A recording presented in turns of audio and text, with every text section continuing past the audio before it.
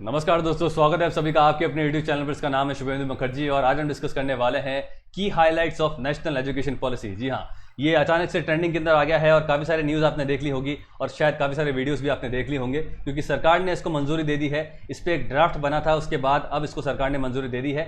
Bill अभी पास होना बाकी है, पार्लियामेंट के अंदर ये जाएगा, फिर ये पास होगा लोकसभा राज्यसभा और इसके बाद फिर प्रेसिडेंट की इसके अंदर अप्रूवल लगेगी। तो क्या है इसकी की हाईलाइट्स और क्या इंपॉर्टेंट है इसके अंदर ऐसे पॉइंट्स जो हमारे लिए स्टूडेंट कम्युनिटी के लिए इंपॉर्टेंट है और टीचिंग कम्युनिटी के लिए भी इंपॉर्टेंट है, वो सब हम डिस्कस करेंगे। आगे बढ़ने से पहले मेरे बारे में बताता हूँ। मेरा नाम शुभेंदु मुखर्जी है, मैं यूजीसी नेट क्वालिफाइड हूँ, फॉर्मर ज्योग्राफी ट्रेनर था मैं अनअकैडमी और केबीईडीयू।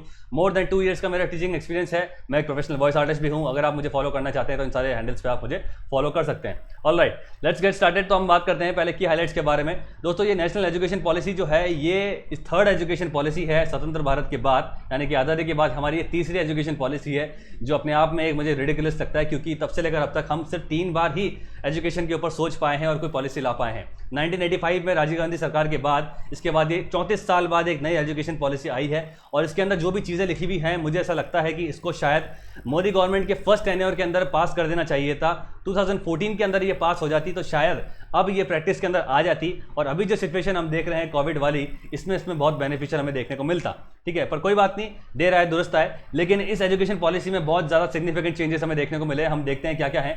सबसे पहले बात करते हैं कि जो मिनिस्ट्री ऑफ एमएचआरडी है, ministry of human resource development जो है, अब उसको नाम बदल के मिनिस्ट्री ऑफ एजुकेशन कर दिया जाएगा। ये बात आपको ध्यान रखनी है। तो एक डेडिकेटेड मिनिस्ट्री अब हमें मिल गई है एजुकेशन के लिए, जिसके अंदर हर लेवल की एजुकेशन कवर की जाएगी, प्राइमरी से लेकर सेकेंडरी से लेकर हायर सेकेंडरी से लेकर और हायर एजुकेशन से लेकर, और रिसर्च भी इसके अंदर कवर किया जाएगा। तो एमएचआरडी मिनिस्ट्री जो है, जिसके अभी मिनिस्टर प्रेजेंट ये है रमेश पोखरियाल, अब जो है वो मिनिस्ट्री ऑफ एजुकेशन बन जाएंगे और इसको पूरी मिनिस्ट्री का नाम चेंज कर दिया गया है। ठीक है, तो इसी से इंटेंट पता चल रहा है कि अब सरकार जो है एजुकेशन पे बहुत बड़ा जोर देने वाली है। कारण उसका यह है कि कोविड-19 के बाद मोदी सरकार ने आत्मनिर्भरता की बात की है और self independent, self reliant India की बात की है। तो अगर आपको सेल्फ रिलायंट होना है दोस्तों, तो सबसे पहले आपको देश का एजुकेशन अच्छा करना पड़ेगा, दुरुस्त करना पड़ेगा। अभी तक जो आप देखते हैं प्रेजेंट टेक्निक जो है, वो दिखता है कि बस 100% भी ले आओगे तो भी आप वर्थ नहीं है और रट्टाफिकेशन ज़्यादा है यहाँ पर। इनफैक्ट मैं सॉरी टू से, कोई ऑफेंड मत होना, लेकिन मैंने देखा है कि काफ़ी सारे इंजीनियर्स जब अपने इंजीनियरिंग कॉलेज से निकल के बाहर आते हैं तो सिंपल उनसे अगर कोई बेसिक क्वेश्चन भी पूछा जाए तो वो नहीं कर पाते, क्योंकि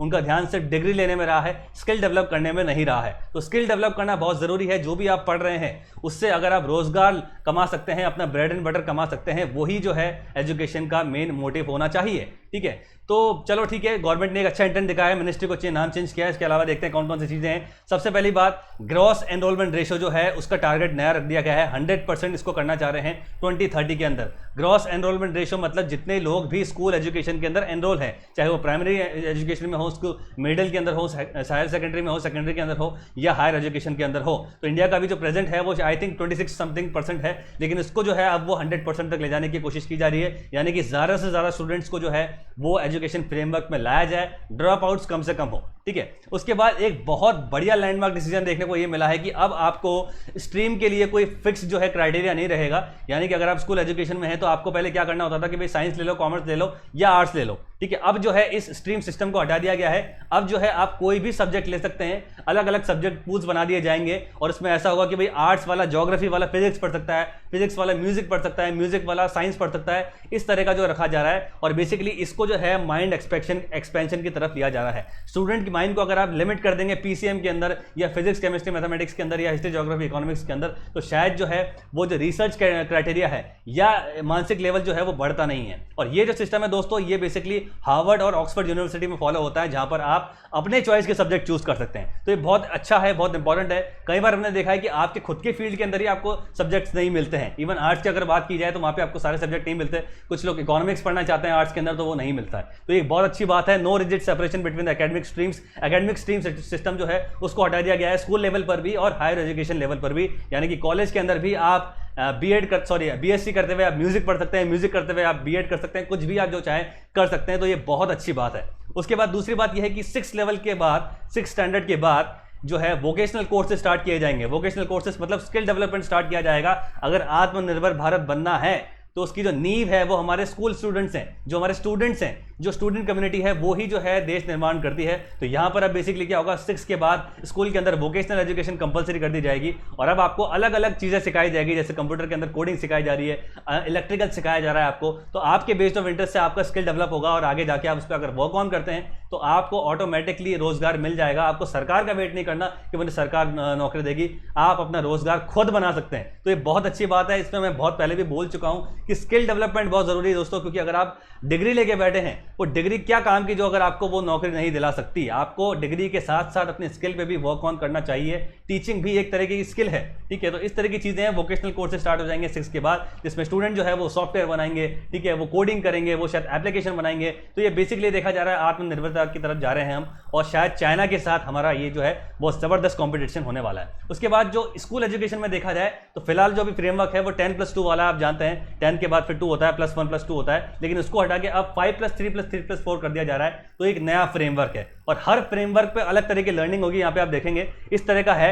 एग्जिस्टिंग फ्रेमवर्क अभी ये है हमारा 10 तक, 10+2 होता है। 10 तक जब आप होते हैं तो आप 6 से 16 साल के बीच के अंदर आप 10 एजुकेशन करते हैं, यानी कि आप 10 तक आ जाते हैं, ठीक है। उसके बाद 16 से 18 के बीच में आप फिर हमारे +1+2 करते हैं, यानी कि 11th या 12th करते हैं, ठीक है।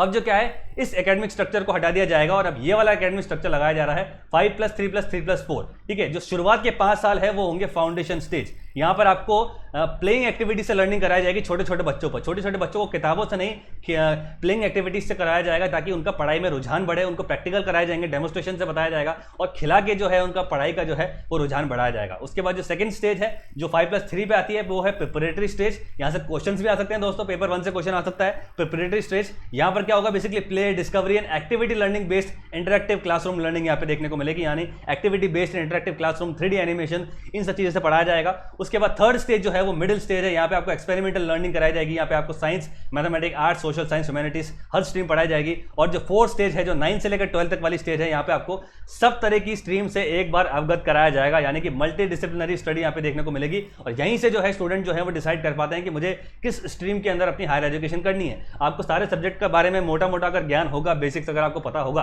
तो आपको पता होगा कि ठीक है यार, मेरे को हिस्ट्री नहीं पढ़नी है, मुझे ज्योग्राफी पढ़नी है, मुझे ज्योग्राफी नहीं पढ़नी, मुझे फिजिक्स पढ़नी है या मुझे बायोलॉजी पढ़नी है। तो ये बहुत जरूरी है दोस्तों। तो ये नया सिस्टम जो है वो 5+3+3+4 है। पहली जो है वो फाउंडेशन स्टेज है, उसके बाद प्रिपरेटरी स्टेज है, फिर मिडिल स्टेज है और सेकेंडरी स्टेज है। यहाँ पर इनको ईयर वाइज क्लासिफिकेशन भी कर रखा है और हर स्टेज के अंदर लर्निंग का जो सिस्टम होगा वो अलग होगा। फोर्थ स्टेज में आते आते आपको क्रिटिकल थिंकिंग में डेवलप करा दिया जाएगा और फ्लेक्सिबिलिटी ऑफ सब्जेक्ट्स आपको दे दी जाएंगे कि भाई आप अपने हिसाब से सब्जेक्ट चुन सकते हैं। सब्जेक्ट्स के पूल बना दिए जाएंगे और आपको वहां से चुन सकते हैं जिसके अंदर सारे सब्जेक्ट इन्वॉल्व होंगे। कितना अच्छा होता अगर ये हमारे साथ भी होता, तो हम लोग भी अलग अलग सब्जेक्ट्स की जानकारी ले पाते, और कोई बात नहीं, ठीक है। इसके बाद अगर और देखें तो यहाँ पर ये सारी चीजें मैंने कवर कर ली है। हाँ, एक और इन्होंने बात की है कि भाई 5th क्लास तक जो है मदर टंग लैंग्वेज के अंदर एजुकेशन को प्रमोट किया जाएगा, यानी कि मदर टंग जो है वो कंपलसरी कर दी जाएगी। मदर टंग भी आपको अब पढ़नी पड़ेगी, ठीक है। उसके बाद ये जो है हायर एजुकेशन की अगर हम बात करें तो यहाँ पर भी है फ्लेक्सिबिलिटी ऑफ सब्जेक्ट्स है, यानी कि आप ग्रेजुएशन कर रहे हैं, ग्रेजुएशन करते करते आप आर्ट्स के स्टूडेंट हैं तो आप साइंस पढ़ सकते हैं, साइंस के तो आप म्यूजिक पढ़ सकते हैं, म्यूजिक वाले स्पोर्ट्स पढ़ सकते हैं। जिस भी तरह की आप एजुकेशन चाहते हैं हायर एजुकेशन लेवल पर भी वो आप कर सकते हैं। तो ये बहुत ज़बरदस्त और फंडामेंटल चेंज है जो बेसिकली आपके एजुकेशन होराइजन को वाइड करेगा, आपके दिमाग को एक्सपेंड करेगा। आपके पास ज़्यादा सब्जेक्ट्स होंगे पढ़ने के लिए और आपके इंटरेस्ट के होंगे। ऐसा नहीं होगा कि भाई आपके पापा ने आपको बोला कि इंजीनियरिंग करें तो आप इंजीनियरिंग कर रहे हैं, ऐसा उससे कुछ भी नहीं होता है। थोपी हुई एजुकेशन जो है वो कभी भी काम नहीं आती। अगर आपने अपने इंटरेस्ट से कुछ सब्जेक्ट चुना है दोस्तों, उसी के अंदर आप महारथी बनते हैं। जैसे मैं मेरा एग्जाम्पल दूं, 10th में मेरे साइंस मैथ्स के अंदर बहुत अच्छे नंबर थे, लेकिन उसके बावजूद भी मैंने 11th के अंदर आर्ट्स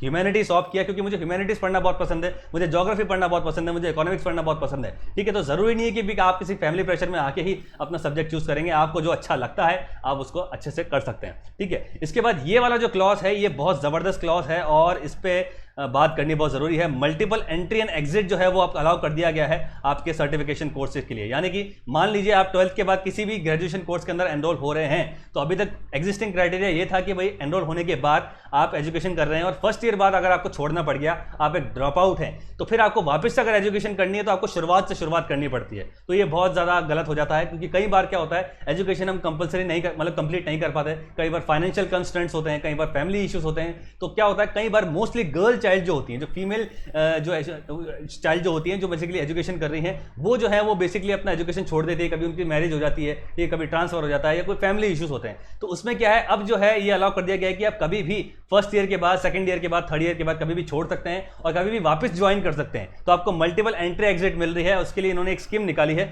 यहाँ पे आप देखेंगे एंट्री, अगर आप फर्स्ट ईयर की बात कर रहे हैं, यानी कि फर्स्ट ईयर में अगर आपने एनरोल किया है और फर्स्ट ईयर करने के बाद अगर आप निकल जाते हैं तो उस पर्टिकुलर फील्ड का आपको सर्टिफिकेट मिलेगा। भले ही आपने आर्ट्स के अंदर ज्योग्राफी पढ़ा है और फर्स्ट ईयर बाद अगर आप ज्योग्राफी छोड़ के चले गए हैं तो आपको सर्टिफिकेट मिलेगा। सेकंड ईयर बाद अगर आप एग्जिट करते हैं तो आपको डिप्लोमा मिलेगा उस पर्टिकुलर फील्ड का, और अगर आप पूरी करते हैं तो आपको डिग्री मिल जाएगी। और इसमें ऑप्शन ये रखा है कि आप एंट्री और एग्जिट कभी भी कर सकते हैं। फर्स्ट ईयर के बाद अगर आपने छोड़ा है तो वापस अगर आप कंटिन्यू करते हैं तो आप सेकंड ईयर से ही करेंगे, आपको वापस से फर्स्ट ईयर पढ़ने की जरूरत नहीं है। तो जितने भी फीमेल लर्नर्स है, फीमेल स्टूडेंट जो है, उनके लिए बहुत जबरदस्त डिसीजन है ये। और जिनके पास फाइनेंशियल कंस्ट्रेंट होता है, फैमिली इश्यूज होता है, कुछ लोग देश छोड़ के चले आते हैं, अपनी पढ़ाई कंप्लीट नहीं कर पाते, तो वो सब आप अपनी पढ़ाई कंप्लीट कर सकते हैं दोस्तों। तो ये बहुत जबरदस्त लैंडमार्क डिसीजन होने वाला है। इसके बाद इन्होंने एक और एक स्टार्ट किया है, एकेडमिक बैंक्स ऑफ क्रेडिट। जैसे आपको ध्यान होगा, लोन लेते समय आपका जो है सिविल चेक किया जाता है, सिविल स्कोर कितना है। तो सिविल स्कोर जितना अच्छा होता है उतना आपको लोन मिलता है, उतना आपको जो है लोन का अमाउंट भी मिलता है। इसी तरह से अब जो क्या किया जा रहा है, आपको एक बेसिकली नंबर दिया जाएगा और आपकी एक आईडी बन जाएगी, और इस आईडी के अंदर अभी तक आपने जितने भी कोर्सेज किए हैं उन सब कोर्सेज के क्रेडिट पॉइंट जो हैं वो स्टोर किए जाएंगे।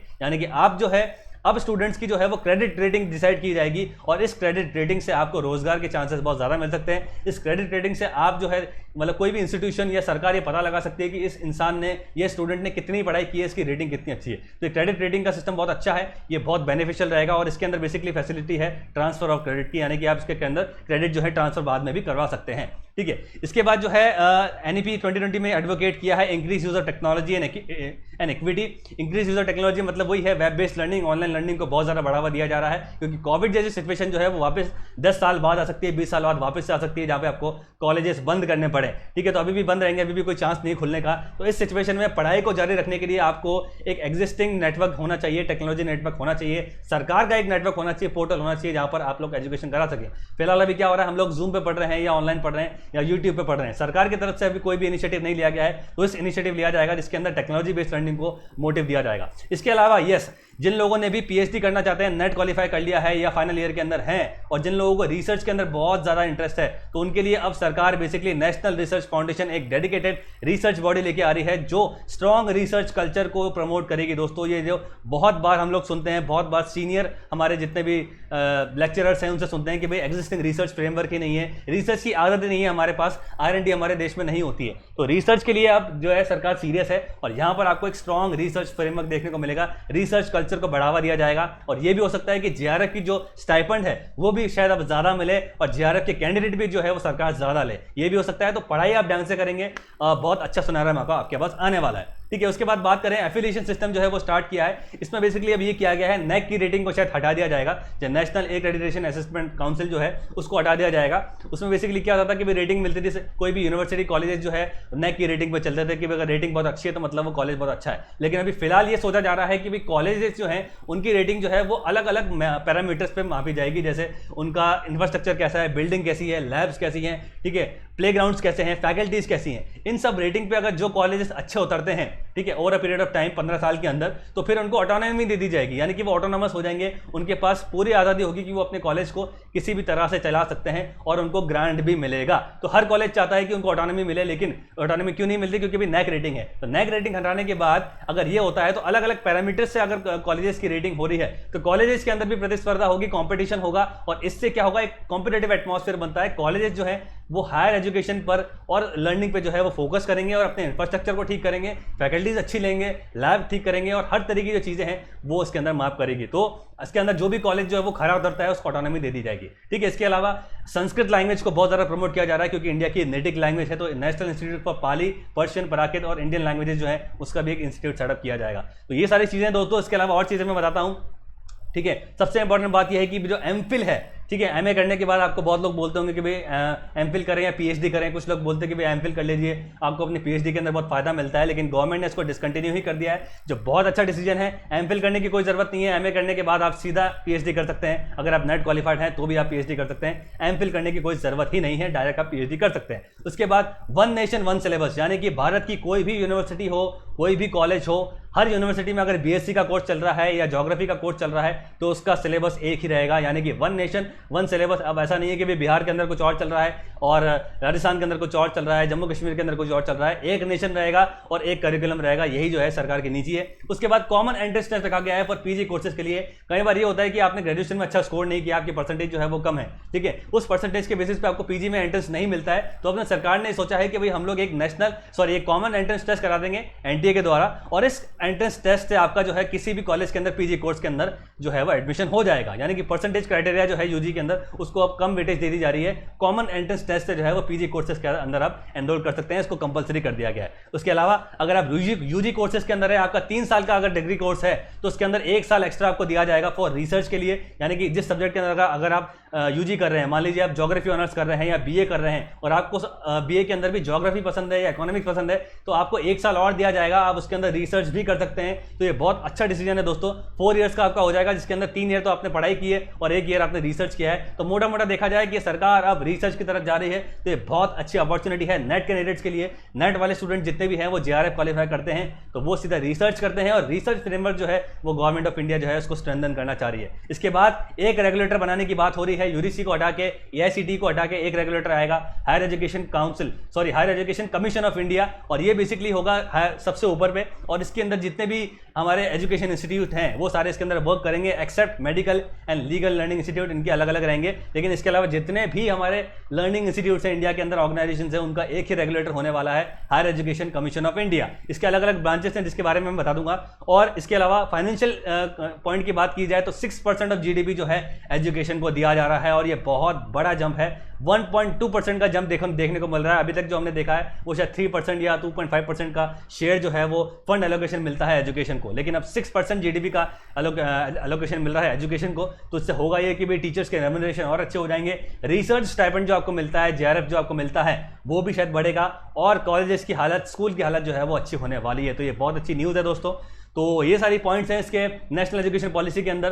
तो आई होप आपको समझ में आ गया होगा, आपको वीडियो इंटरेस्टिंग लगा होगा। ये सारी चीज़ें जो हैं वो सब ले जा रही हैं इंडिया को एक स्किल बेस्ड लर्निंग की तरफ, जिसके बारे में बहुत बार बात कर चुका हूँ। डिग्री लेने से कुछ नहीं होता है, एट दी एंड आप क्या कर सकते हैं वो मैटर करता है। जो आप कर सकते हैं अगर आप उसके अंदर अच्छे हैं तो ऑटोमेटिकली आप उससे रोजगार भी उत्पन्न कर लेंगे और आप कभी बेरोजगार नहीं रहेंगे। एक प्रॉब्लम मैं आपको बता देता हूँ, मेरे पास बहुत सारे मैसेजेस आते हैं, वो बोलते हैं कि सर मैंने पीजी किया है, मैंने यूजी किया है और उसके बाद मेरी नौकरी नहीं है। तो मैं उनसे सवाल ये करता हूं कि आपने अगर पीजी यूजी किया है तो क्या आपने किसी पासबुक से पढ़ाई की है या कि क्या आपने किसी 1 वीक सीरीज से पढ़ाई की है। अगर आप 1 वीक सीरीज से पढ़ के या किसी पासबुक से पढ़ के पीजी या यूजी कर रहे हैं, ठीक है, तो आप अपने आप से धोखा दे रहे हैं और आप फिर एंटाइटल नहीं है रोजगार के लिए, क्योंकि आप पासिंग मार्क्स के लिए अगर आप पीजी यूजी कर रहे हैं तो आप फिर ये मत बोलिए सरकार को कि सरकार मुझे रोजगार नहीं देती है। अगर आपने अपने सब्जेक्ट को अच्छे से पढ़ा है, टेक्स्ट बुक पढ़ी है, आपने एनालिटिकल लर्निंग पढ़ी है, अगर आपने एनालिटिकल लर्निंग से अगर आपने स्टडी की है तो आप कहीं ना कहीं अपना रोजगार ढूंढ लेंगे।